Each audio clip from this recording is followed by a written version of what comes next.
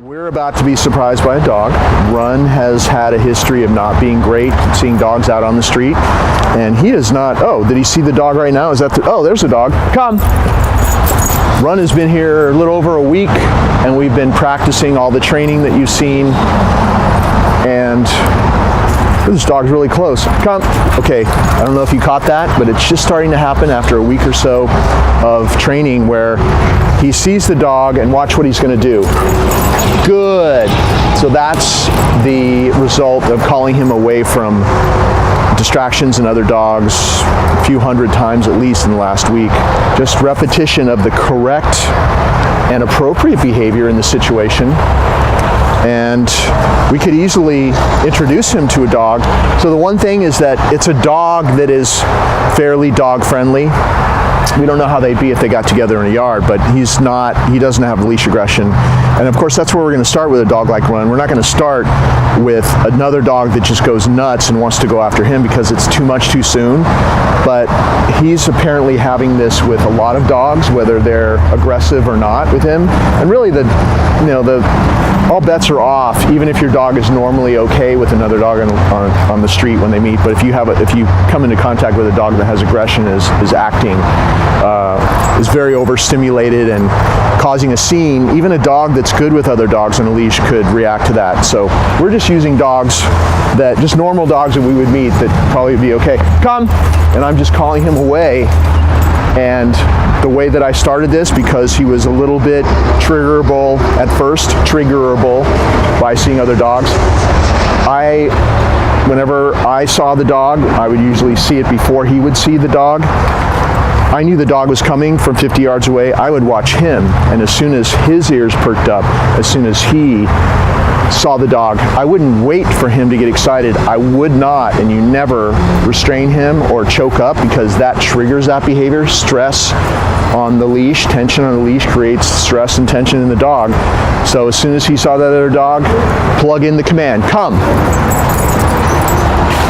Good, just like that.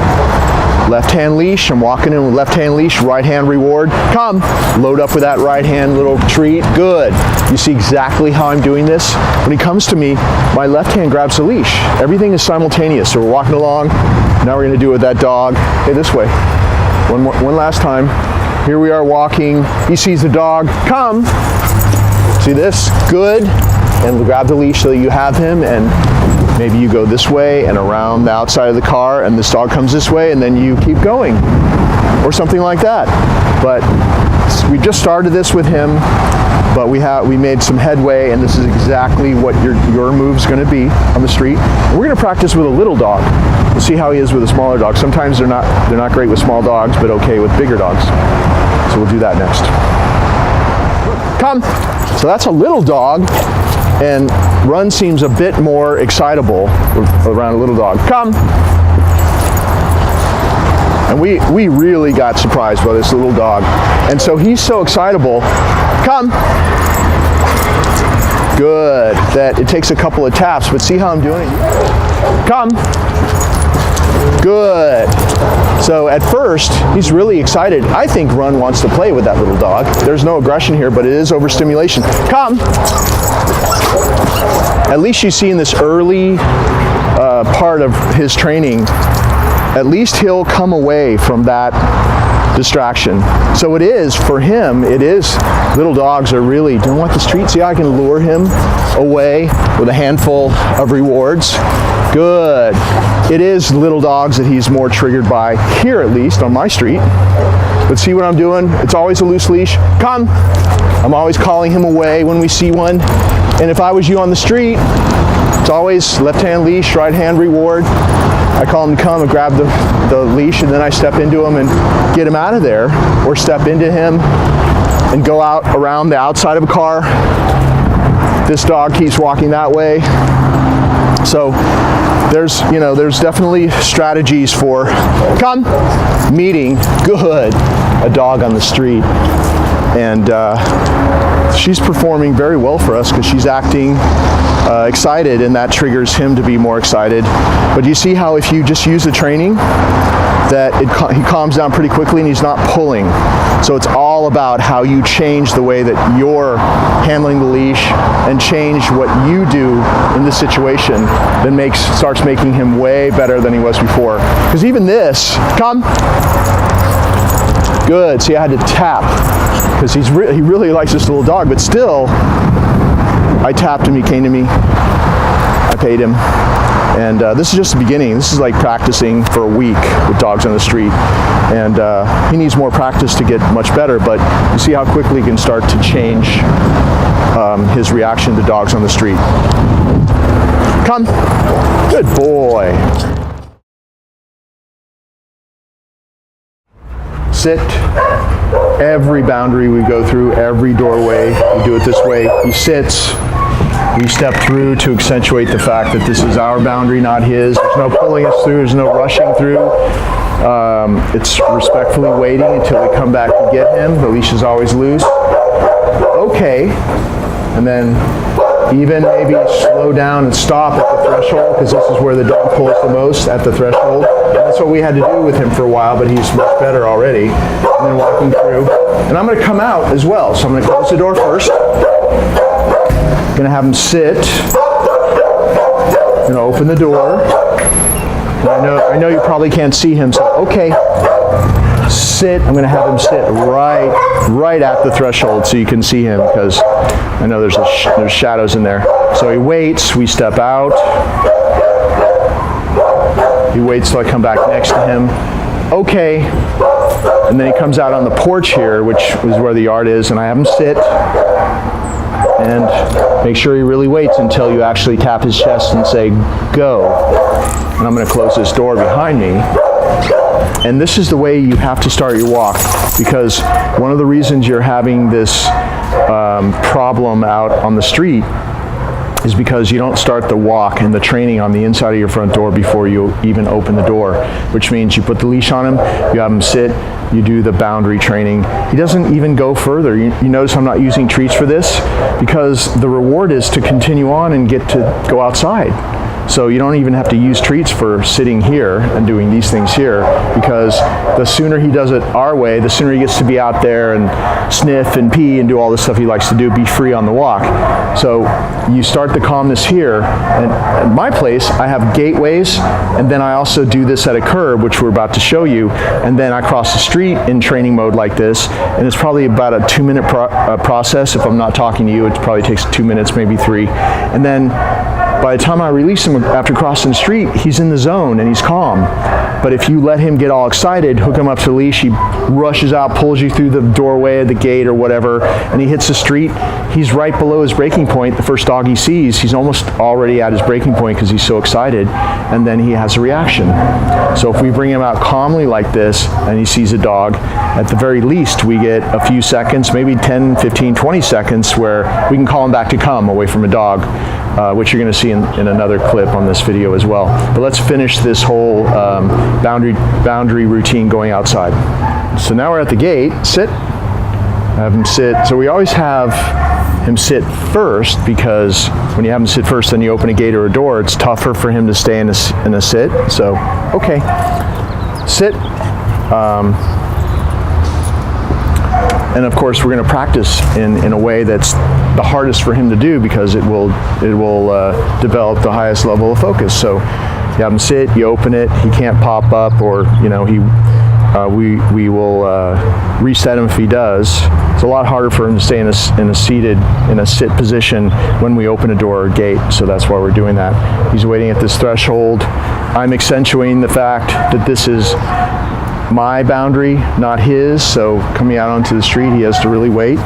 And so you see how he's so much calmer, okay, on a walk, because of the way we start the walk, which starts on the inside of your front door. And then every day you do this, it gets better and better, because they always anticipate what happened before, and they always remember how it ended before your interaction. So you build up this history of taking walks this way, where he doesn't even leave your house or your yard until he's calm, and every threshold he has to stop and think and wait for your permission to walk through. If he's continually pulling you through, you just reset him and you have to go back, and he'll learn, like he did here, that he has to be calm. And see, we're out on the street now, but we're not finished yet. Okay, we gotta have a car parked in my driveway, so I'm gonna walk over here. He's on the clock, so I'm not letting him free yet. He's walking next to me. I'm just slowing him down by tapping the leash like this, just tapping, and then sit at the curb, stepping out, and he just learned how to stay in a sit-stay out here as I walked around him both ways. He's just only been doing this for a couple of days, and then I'm gonna angle that way and release him over there, okay? And then it's okay. So I always practice with every dog, the street being the calm zone, having them wait at curbs to go across the street and not rushing, not pulling across streets, but still being in training mode like this. Luckily our street is very quiet, not a lot of traffic. But on the other side, once I get there, you should come this way. Sit. So once you cross the street, have them sit, and then with your right hand pat his chest and say go, and then your walk gets to start. And you had this nice little training session that started on the inside of your front door and ended up on the street.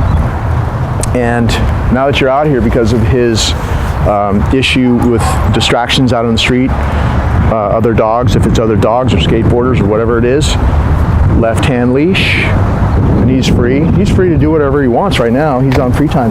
Come on, boy, don't you want to walk around, pull or something?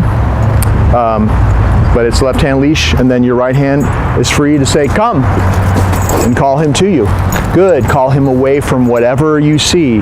And since you know that his issue is seeing distractions out there and pulling or barking or whatever he's been doing with you, your training now will be, once he goes back to you, your training will be going out there, and you have to be vigilant, because this video and the lesson I'm going to give you when I deliver him to you is me showing you how to be the trainer. So you have to be the trainer. Since he was only here for a little while with us, this is how we started it off. You're out there and you got the reward in your right hand, and as you're walking him, he can sniff and do whatever he wants to do. I would say your walk should be relaxed, not all about exercise, like walk fast, because that stresses a dog like him out, and he's easily stressed. He's very easily overstimulated and nervous, obviously. So the walk needs to be a relaxing endeavor between the two of you, and you're just cruising, always looking around for distraction. We happen to have nothing happening on the street right now, but if I saw one, say it's a dog 50 yards away, I'm watching him, and as soon as he sees it coming, it might be almost right on top of us, and I'll create my own distraction by tossing a treat, because I'm always going to call him away from something. I'm just going to call him away from that distraction. And if it's the sidewalk like this and they're coming this way, it's come and draw him away while the dog passes by. So when you're on the street, you're going to have to use whatever's there to help you with this issue. And if there's not a driveway, maybe you do this. Come, he looks at the dog, come, and you go behind a car like this. He'll follow this target anywhere and use the car as a block as the dog goes past or goes past this way. And so there's usually on a city street, there's a parked car, or there's a driveway or a sidewalk or even a lawn to use to get out of the way, because you don't want to just stay right there, and you don't want to be this far away from a dog walking past with his little issue. If you do it this way at first and always call him away from a distraction as soon as he sees it, literally what you're doing is you're plugging in the appropriate response that we want to practice over and over again before the inappropriate response pops up. So if we wait, if we see the dog, he sees the dog, and we go like, oh no, we panic, here comes the dog, and we tighten up, he starts his episode, it's too late, because now that behavior erupted again. But if we're on top of it, we're ready to go, and he sees the dog and he goes, oh, what's that? And you say, come. Right at that moment, as soon as his ears perk up, as soon as he notices it, you're literally plugging in the appropriate behavior that you want to see more of in the spot where that inappropriate behavior used to come out. And like here, I just practice it every day. There's also going to be him with other dogs on the street that you're going to see at the end of this video, or maybe at the beginning. We'll see where we put it. But that's just what you see is going to be a result of the last week or so of doing exactly what I just explained. So you really have to practice in that way so that all he remembers over time is doing it your way. But he's only going to do it your way because you're doing it in a very specific way. So it's all about the details. That's why we make this video, so there's no misunderstandings, and also why we're going to do the on hands in-person lesson with you when I deliver him.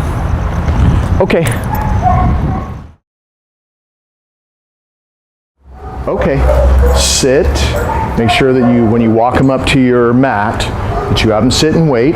The leash is always loose, so you're never restraining him, because tension on the leash will create stress and tension in the dog. So it's always loose.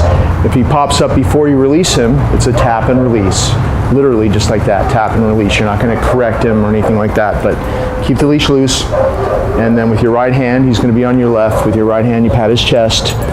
Nope, make sure he really waits. See how I tapped it? I said no and I tapped it and he went back. If he collapses, okay. Stay calm, gently but firmly, reset him. And he only collapsed that time because I'm talking too much. Normally I just have him sit and say go. So he was a little confused there. With my right hand, nope. Okay. And if you're having problems with something like this, and in the beginning, since his training has just started, you have to reset him multiple times. You just do it until he gets it, which he will. Go to your mat, go walk over with him and say down. So this is the way that we teach a dog a down stay. And it's really good, the fast track to a solid down stay.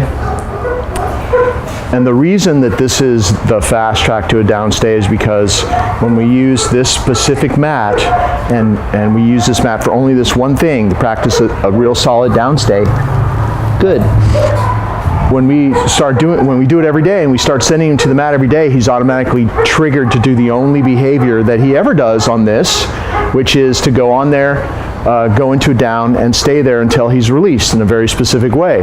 So even though he would go there and just do it himself without us saying it, we always say it. You're always going to say the command down as he does it, and it could take months off of the old-fashioned way of teaching a dog a down, because you're either practicing on cement, grass, a carpet, wood floor, linoleum, and it's always a different place that you're practicing it.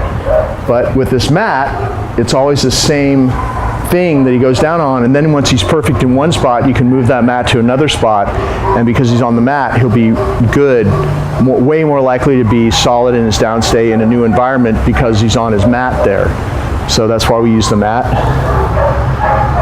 Good. And then after a few weeks, and it's usually 3 weeks or so of practicing with the mat in different places, you can start practicing the downstay without the mat, and he's really good at it because you've got him to that level with the mat, and you'll see he has a really good downstay just out in public and other places because we built up to that by using the mat in this way. And you see what I'm doing? I'm just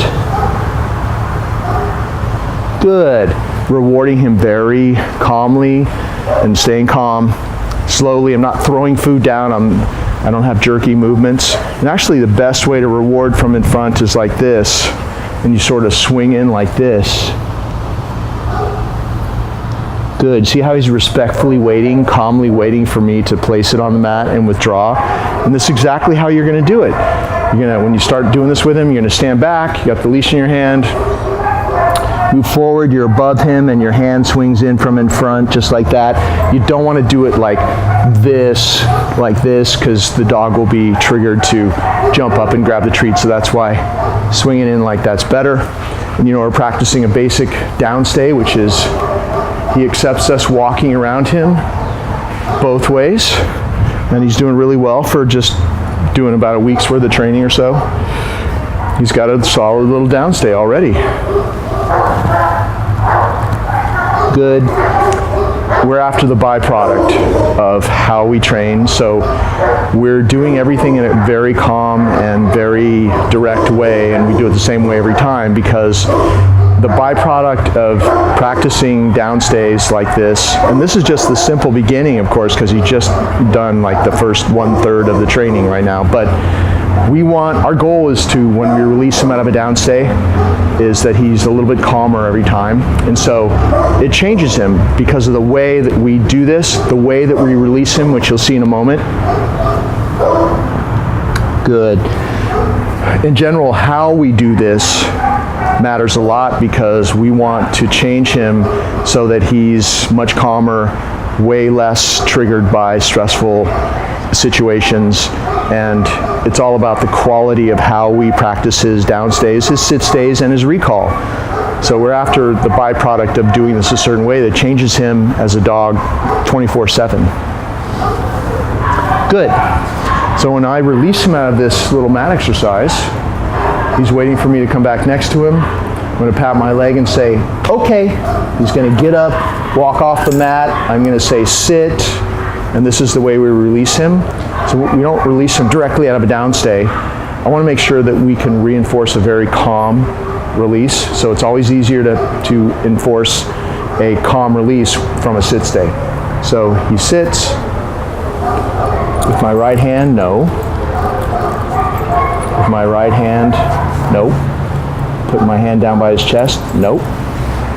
And see, okay, you know how nervous he is, and you see how he's nervous. But we just stay patient, reset him every time until he does it the right way. And it's just like this. Go. A pat with your hand and setting him out in front of you, and he's released. It's so much better than releasing him straight from a downstay and doing like the okay and being excited. He jumps up and he's all happy, but hyper, and you destroy that calmness it's very fragile calmness in the beginning that we're trying to build in him. So releasing him calmly so that he's calm when we're done is very important, because we want to build on this, and every day is a little bit calmer. Okay.